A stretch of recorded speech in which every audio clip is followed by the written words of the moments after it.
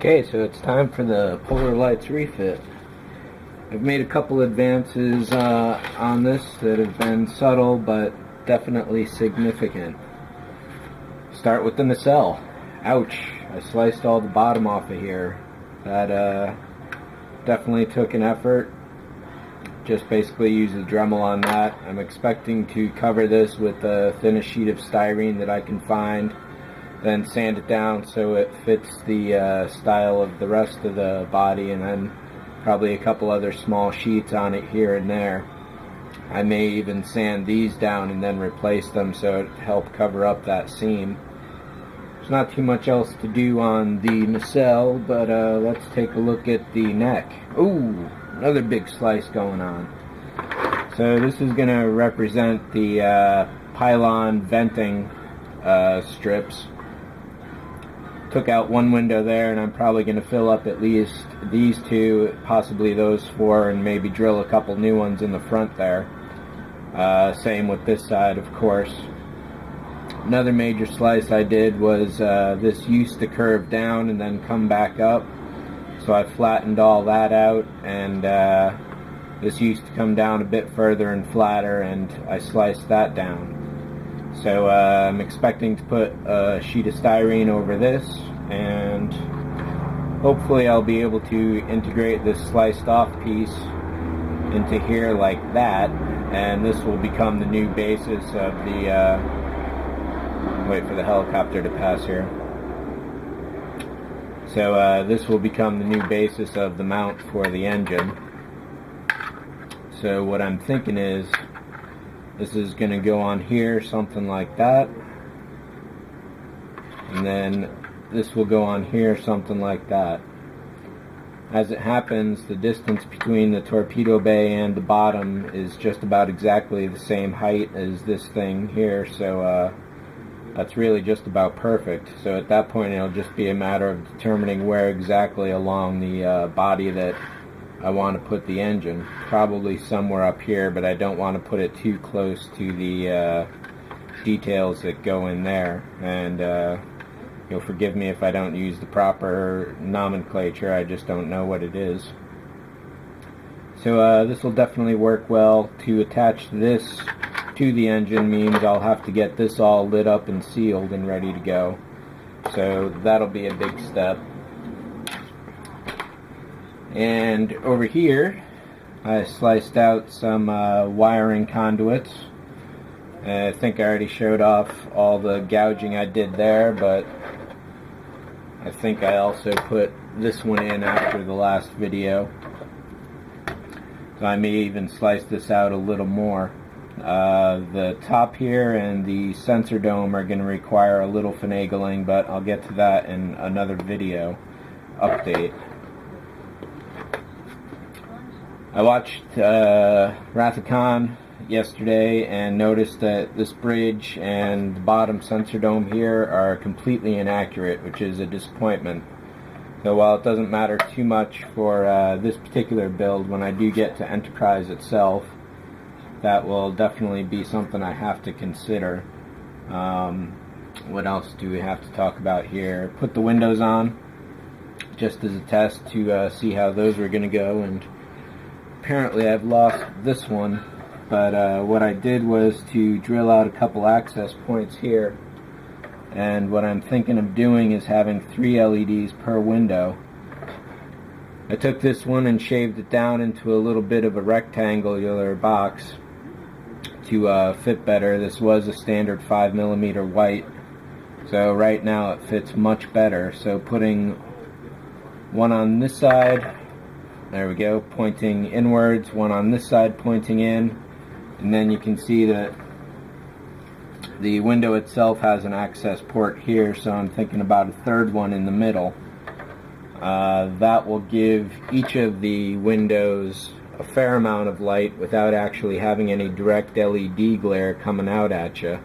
That might work. I also heard on these bands here that some people will put a really thin piece of styrene in between there to help fill them out. So you can see there's definitely a gap there if you really push it, and it's definitely more difficult to put it back together. I don't know how I'm going to deal with that seam where I do need to deal with it, because that's just going to be a bitch. And then these two little tiny holes plus this here get their own light. So somehow I'm going to have to create some kind of light box inside this area here. So there's one of the holes right there. And I suppose it's kind of blocked off by itself, which helps out. So this little bit here should help to stop any light leak that may be going on. And I have to put all the plastic in the windows before I actually glue these in. The thing that's stopping me right now is not knowing how I'm going to mask all these windows off for the final paint job, because these are tiny little bastards and that's definitely going to be tough. If I do wind up using 3 LEDs per window, that's going to be something like 18 just for the rim.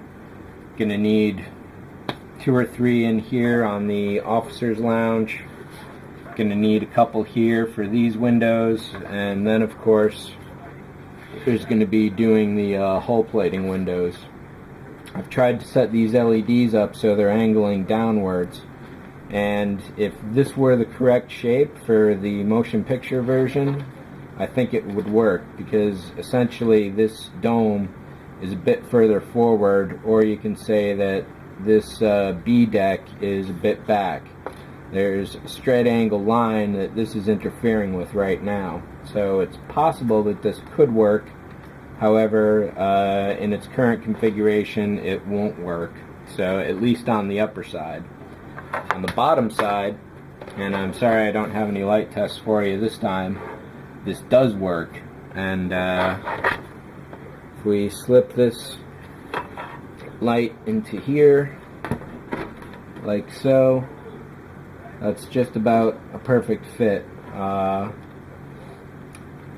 This detail changes in the movies, so for the motion picture this is a single light coming out of here, which means I'm going to have to slice off each of these posts. And one thing I found someone else did was to put new posts at the quarter angles rather than on the cardinal points. And then I guess what they did first was to actually drill new holes. Let's get rid of that wire there. So what they did was to drill new holes first, then they stuck the posts in. And this is a really convenient locking mechanism right now that's not moving anywhere.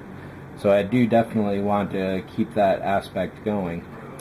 Other than that, I think that's... Oh, hey, here's one other detail that I came up with. And if you look at the pylon venting, it's really fine detail, similar to all this lines here. I was thinking I could use some evergreen half round, but why do that when I've got a spare IDE cable that I'm not going to use?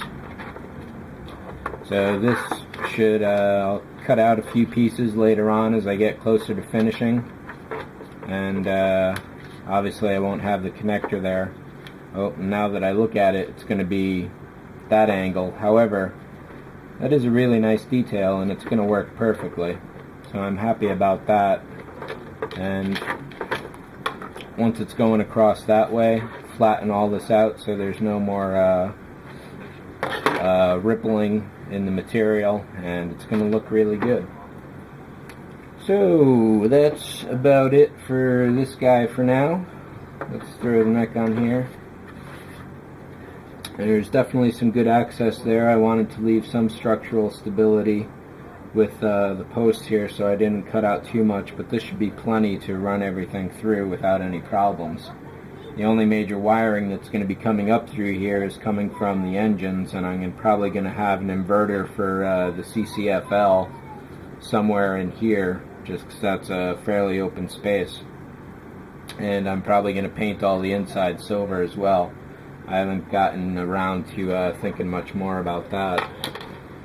So that's about it for this guy, and I'll get a little more work done tonight and give you an update tomorrow, and we'll see where things go. So have a good one, and I'll catch you all later.